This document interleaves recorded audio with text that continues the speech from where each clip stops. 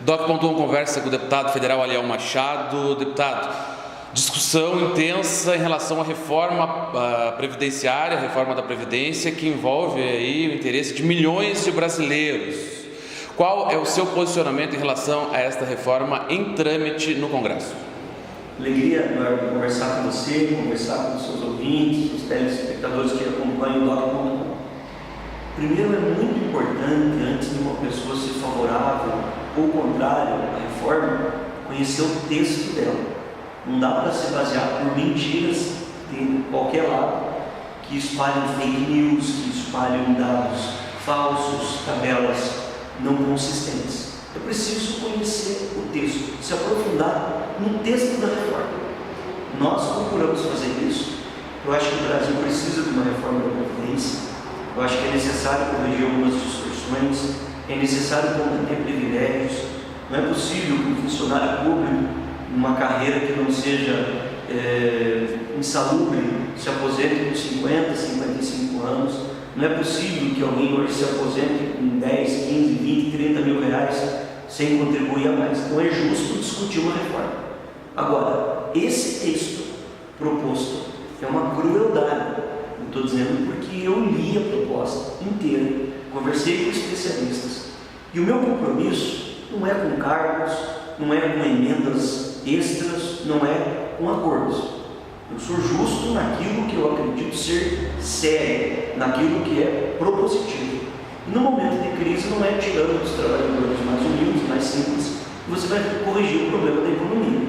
A Previdência Social faz parte da Seguridade Social, que é um termo mais amplo, que inclui saúde e assistência social, e ela mexe em pontos muito sérios, que na minha opinião pode trazer prejuízos à população brasileira. Vou dar um exemplo para vocês. Lá na página 66 da reforma, publicada pelo governo, ela diz que 92% da economia prevista, 92%, nos próximos 20 anos, é em cima de trabalhadores que ganham até 2 salários mínimos. Então mostra que a reforma, de maneira muito ampla, vai mexer na questão das economias locais, porque são as pessoas mais simples que gastam o dinheiro e vai atingir o mais pobre. Como, por exemplo, que ele vai fazer essa economia de 92%? Ele muda a média salarial. Um trabalhador hoje que teria direito a ganhar R$2.000 de aposentadoria, que não é um privilegiado, vai ter direito a R$1.100. Ele muda, por exemplo, um trabalhador hoje que ganha R$1.800 de aposentadoria e ele vier a falecer, a sua esposa vai ter direito a apenas 50% mais 10% para o dependente. Corta na metade o direito, é uma pensão de uma pessoa pobre. Ele muda bastante ali, porque ele diz que quem recebe hoje um salário a mais do PIS, aquele abono do PIS, que é até 2 salários mínimos, só vai ter direito quem ganha até 1 salário mínimo. Ou seja, hoje tem 23 milhões de brasileiros que ganham um salário a mais no ano. Só 2 milhões vão continuar ganhando. 20 milhões vão perder esse direito. Então são essas ações que me preocupam bastante, porque ela é muito agressiva contra os mais pobres. Eu voto a favor da parte que combate privilégios, que precisa ser corrigida, mas não acho que cortar das pessoas mais simples, dificultar o acesso à aposentadoria, vai resolver o problema do país. Vou dar mais um exemplo. Hoje o trabalhador pobre, ele já tem idade mínima para se aposentar. É 65 para o homem, 60 para a mulher, com 15 anos de contribuição. Então já são pessoas mais velhas que se aposentam porque elas vivem naquela informalidade. Elas não conseguiram contribuir por mais tempo. Vamos dar um exemplo. Pedreiro. Ele tem uma média de contribuição anual durante a vida de 2 ou 3 meses. Porque é uma pessoa que sofre mais, tem dificuldade de ter emprego. Vamos pegar o exemplo de uma empregada doméstica, ou pegar o exemplo de um trabalhador braçal. Isso nós precisamos entender que, com a proposta atual, muda o tempo de contribuição de 15 para 20 anos no mínimo. Essas pessoas não vão mais se aposentar. Hoje no Brasil, 50% das mulheres se aposentam com 15 anos de contribuição, ganhando menos. Com 20 anos de contribuição que o governo propõe, elas não vão mais se aposentar. Então é um problema grave. Temos o problema da aposentadoria rural, temos o problema do BPC, temos o problema que o governo, na reforma da Previdência, proíbe a justiça de conceder remédios para pessoas com doenças raras.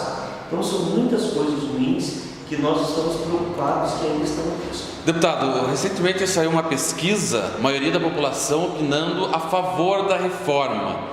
Pelos pontos que o senhor elencou aí, vários pontos negativos do seu ponto de vista. O que se explica essa grande gama de pessoas a favor da reforma? Isso foi mais uma enganação. Porque quando foi publicado isso por quem tem interesse em aprovar a reforma, eles não deram os detalhes. Essa pesquisa que você está falando é do IBOP, que foi divulgada há poucos dias. Ela diz lá, 57% das pessoas são a favor de uma reforma. Eu também sou. Leia a pesquisa. Ela diz depois que 51% dos brasileiros são contra esse texto. A mesma pesquisa. Eles não contam isso. Está lá na pesquisa. 51%, grande maioria, porque os que são favoráveis chegam a 30 e poucos por cento, dizem que esse texto não. É o que eu penso. Eu sou a favor de uma reforma, não desse texto, porque ele é muito maldoso. Essa mesma pesquisa diz que 64% dos brasileiros não conhecem o texto da reforma. 64%. Ou seja, dos que conhecem, eles reprovam, porque 51% dizem ser contrários ao texto atual. Então é importante, antes da pessoa dizer que é favorável ao contrário, e eu vejo muito interesse atrás disso. Deputado, só um adendo.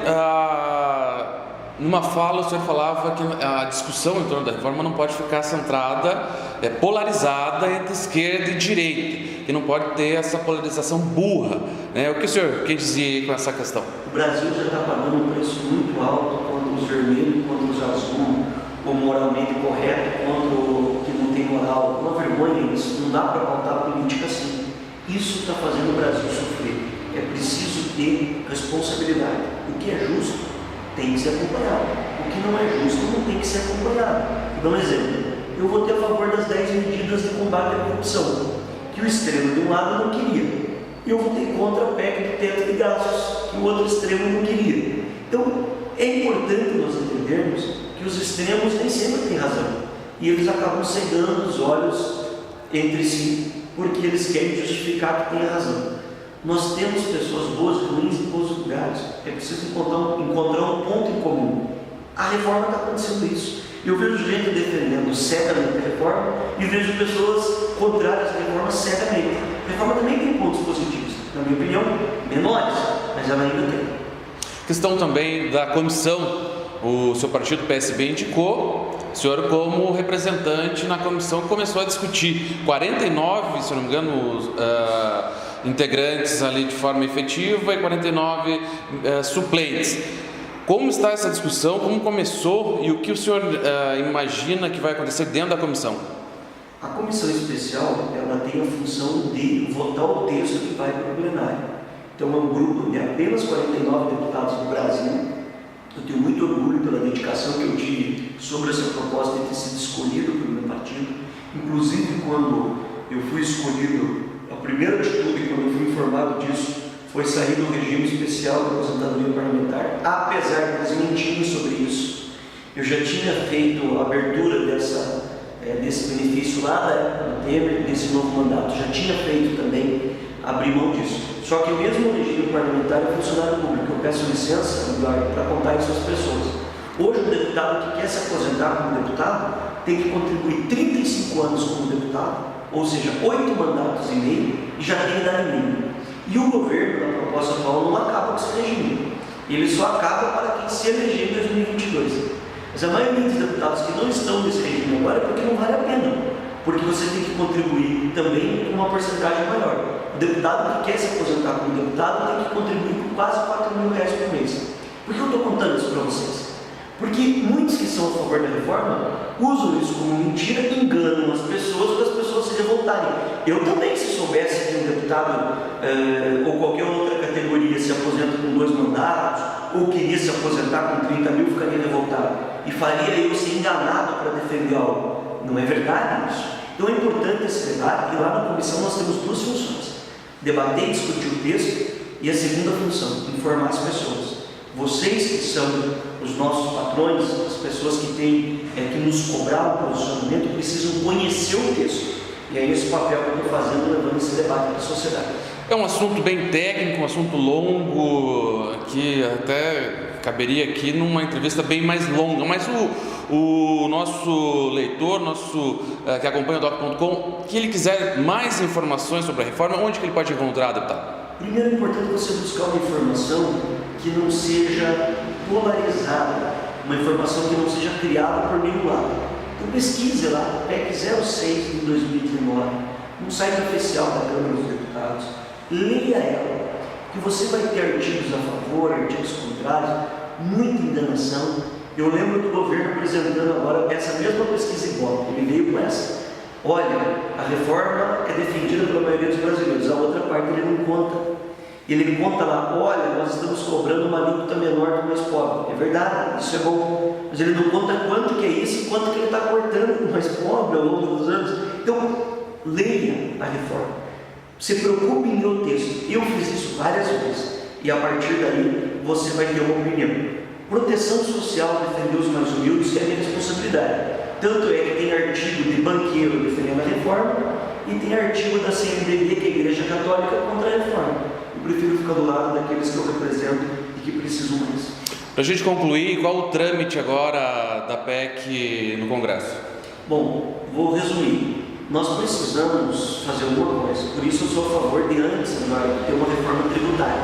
Reforma tributária para corrigir distorções na questão de tributação do Brasil. Inclusive eu propus 2 leis junto com a bancada do PSB que tratam de uma arrecadação mais específica e que pode ajudar na questão financeira, porque eu não torço para o governo igual, eu quero que o país se dê bem e não concordo com as ações do governo que estão acontecendo agora.